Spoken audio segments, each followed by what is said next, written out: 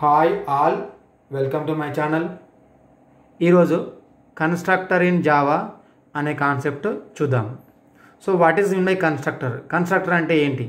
Constructor is A method which invokes automatically when class of the object is created. Okay, so constructor is A method which invokes automatically when class of the object is created. So constructor అనేది ఒక method ఎప్పుడు invoke అవుతుందంటే మనం క్లాస్కి object create చేసినప్పుడు అది invoke అవుతుంది. చూద్దాము. మనకి కన్స్ట్రక్టర్స్ మొత్తము 3 టైప్స్ ఉంటాయండి. Default constructor, parameterized constructor, copy constructor. So first one వచ్చేసి మనకి డిఫాల్ట్ కన్స్ట్రక్టర్, సెకండ్ వన్ వచ్చేసి పారామీటరైజ్డ్ కన్స్ట్రక్టర్, థర్డ్ వన్ వచ్చేసి మనకి కాపీ కన్స్ట్రక్టర్. నవ్ ఇప్పుడు రూల్స్ చూద్దాము. సో మనకి కన్స్ట్రక్టర్ కావాలంటే రూల్స్ ఏముండాలి చూడండి. First rule, a constructor name must be same as its class name. A constructor name must be same as its class name అంటే constructor name class name same ఉండాలి. Second one, A constructor must have no explicit return type. So దీని meaning ఏంటంటే కన్స్ట్రక్టర్కి మనకి return type అనేది ఉండకూడదు.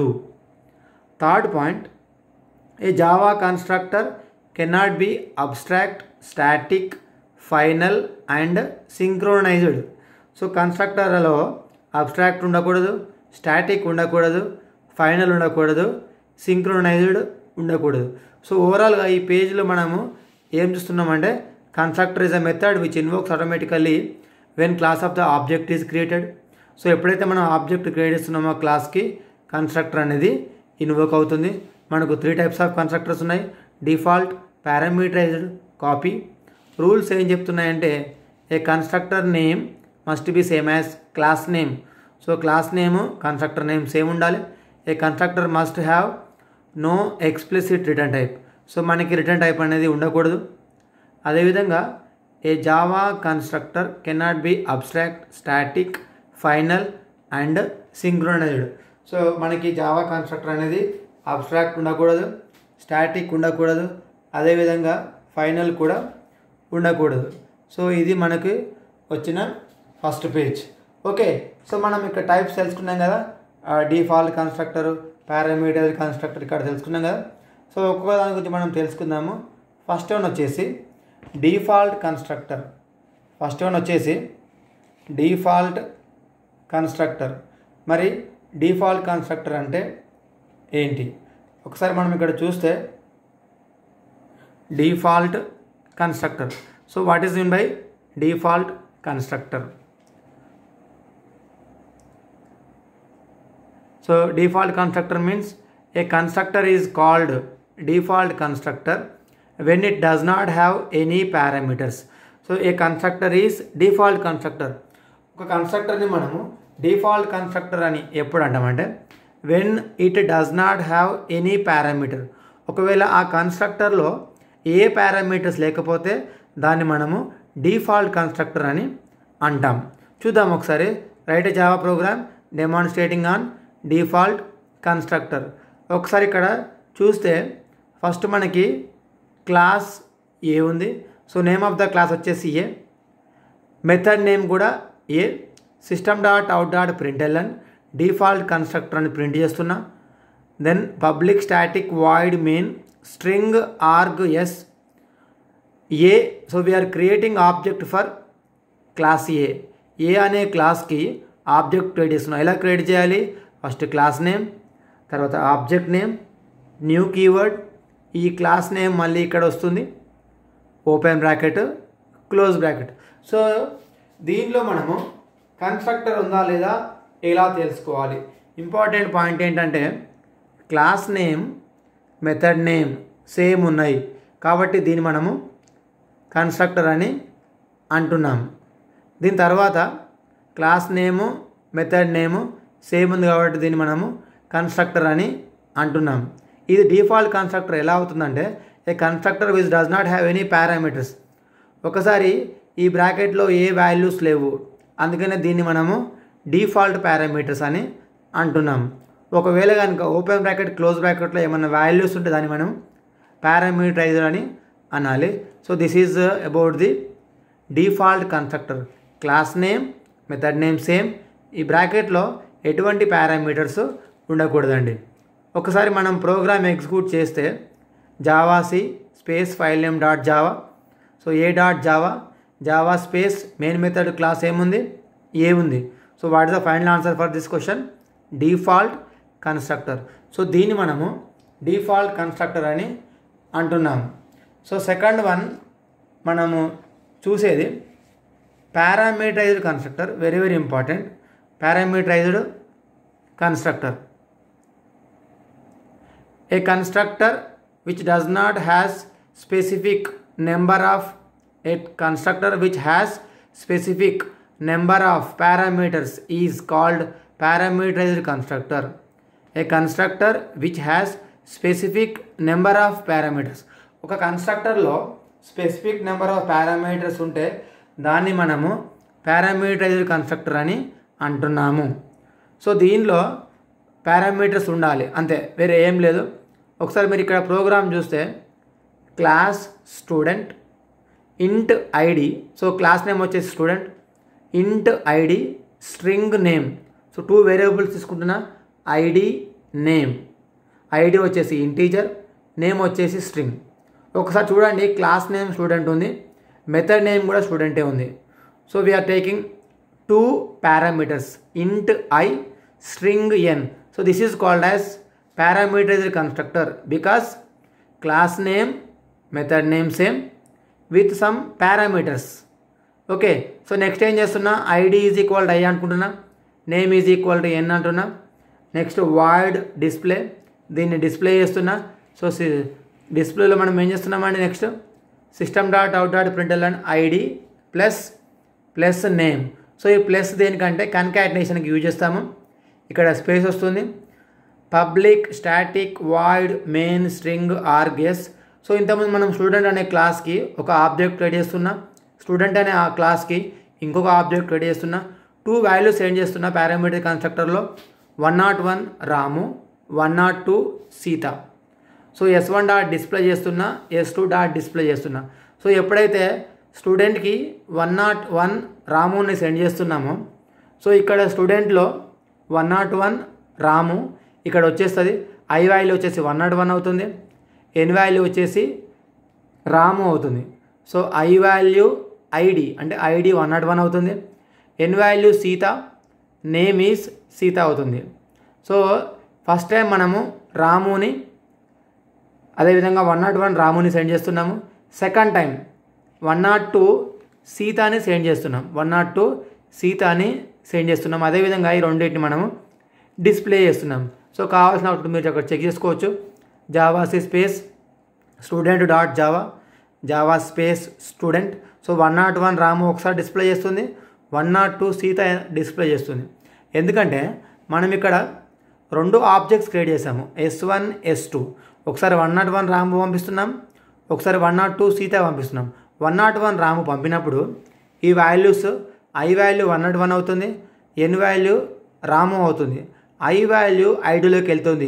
So ID is 101, Ramu name name is Ramu అవుతుంది. So display అన్నప్పుడు system dot out dot println ID వచ్చేసి 101 ప్రింట్ చేస్తుంది, నేమ్ అన్నప్పుడు రాము ప్రింట్ చేస్తుంది.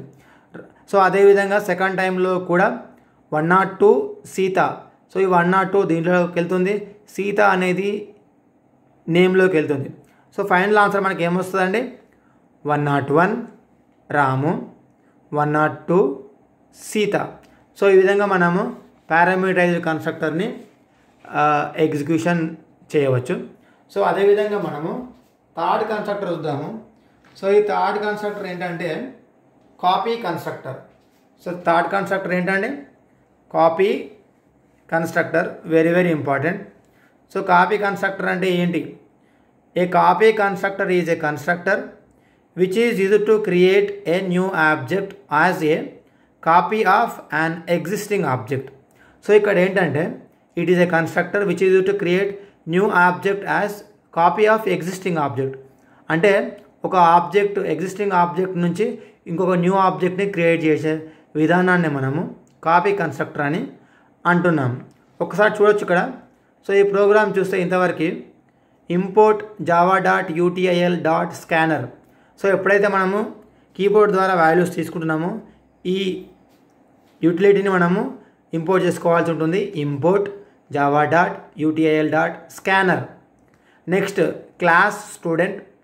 So there are 2 variables name age, private string name, private int age. 2 variables ఉన్నాయి, name age. ఇప్పుడు copy constructor అంటున్నాం కదా.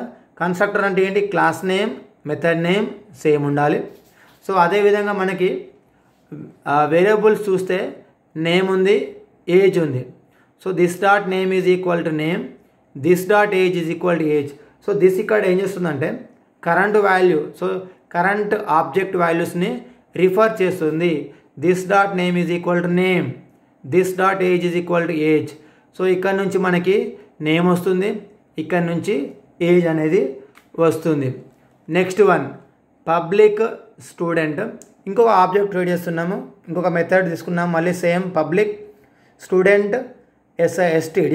So this dot name is equal to std dot name, this dot age is equal to std dot age. So ఇక్కడ స్టూడెంట్కి ఒక object create చేస్తున్నాము, అది std. So public void display system dot out dot println, ఇది name display చేస్తుంది, ఇది age display చేస్తుంది. This dot name, this dot age. So ఈ ప్రోగ్రామ్ మనము ఈ విధంగా రాయవచ్చు, కన్స్ట్రక్టర్ది copy constructor. Okay. So next continuation program చూస్తే నెక్స్ట్ చూడండి ఇక్కడ. So public static void main తీసుకున్నాను. Next scanner space SC is equal to new scanner system dot in. So keyboard ద్వారా వాల్యూస్ ఎప్పుడైతే మనం తీసుకుంటామో ఇది రాయాలండి. Scanner space SC is equal to new scanner system dot in. System dot out dot println, enter your name.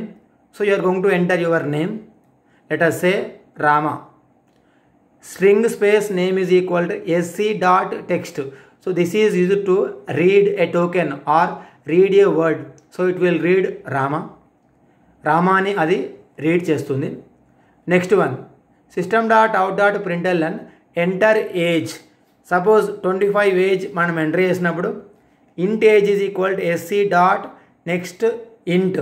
So next ఇంట్ అన్నప్పుడు ఇక్కడ మనకి ఏమవుతుందంటే ఇంటీజర్ వాల్యూని ఇది రీడ్ చేస్తుంది. Next student std is equal to new student, name age. So పైన ఇచ్చిన నేమ్ ఏజ్ ఏవైతే ఉన్నాయో వాల్యూస్ మనం ఇందాక ఎంట్రీ చేసిన వాల్యూస్, లెట్ us say మనం ఇక్కడ రామా 24 అంటున్నాము. ఈ దానికి మనము ఆబ్జెక్ట్ పాస్ చేస్తున్నాము 24 age. So system dot out dot println ఒరిజినల్ని ఇక్కడ డిస్ప్లే చేస్తుంది. అదేవిధంగా system dot out dot println contents of copied object. So student copied object new student std. So మనం ఇంతకుముందు copy of std dot display dot data. So ఇదేమో contents of original object display చేస్తుంది, ఇదేమో contents of copied ఆబ్జెక్ట్ని display చేస్తుంది. ఒకసారి ఇక్కడ మనం చూస్తే student space std is equal to new std student of name comma age అంటున్నాం. నేమ్ వచ్చేసి రామా అనుకోండి, ఏజ్ వచ్చేసి 35 ఆర్ అనుకోండి. సో స్టూడెంట్ అనే మనకి కన్స్ట్రక్టర్ ఏదైతే ఉందో ఆ కన్స్ట్రక్టర్లో ఉన్న వాల్యూస్కి ఇది వెళ్తుంది. సో లెట్ us say ఇక్కడ రామా 25. సో ఇక్కడ దీని వాల్యూ రామా అవుతుంది, ఇది 25 అవుతుంది. సో మనము ఈ విధంగా ఈ ప్రోగ్రామ్ని ఎగ్జిక్యూట్ చేయవచ్చు. సో ఫైనల్గా చూస్తే మనకి ప్రోగ్రాంలో వచ్చే అవుట్పుట్ ఏమొస్తుందండి? Enter your name Rama, enter your age 24. So contents of original object. So original ఆబ్జెక్ట్ని మనం 24 ఎంటర్ చేసాము, రామా ఎంటర్ చేసాము, 24 ఎంటర్ చేసాము. రామా వస్తుంది, 24 వస్తుంది. Contents of copied object. So contents of copied object అన్నప్పుడు రామా వస్తుంది, మళ్ళీ 24 వస్తుంది. ఒకసారి చూస్తే ఇది వచ్చేసి మనకి contents of original object. So Rama age, Rama 24 ఇలాగ వస్తుంది. సో దీంట్లో స్టూడెంట్ స్పేస్ ఎస్టీడీ అనే ఒక ఆబ్జెక్ట్ క్రియేట్ చేసి so STD dot name STD dot age, so దీనిలో నుంచి మనం దీనిలోకి వాల్యూస్ని పాస్ చేస్తున్నాం. సో మనం ఈ విధంగా కన్స్ట్రక్టర్ని డిఫైన్ చేయవచ్చు. సో మీరు గుర్తుపెట్టుకోవాల్సిన విషయం ఏంటంటే ముఖ్యంగా మనకి 3 టైప్స్ ఆఫ్ కన్స్ట్రక్టర్స్ ఉన్నాయి. ఒకటి default constructor, second one parameter constructor, third one వచ్చేసి copy constructor. Okay, so thank you for watching this video. Please subscribe.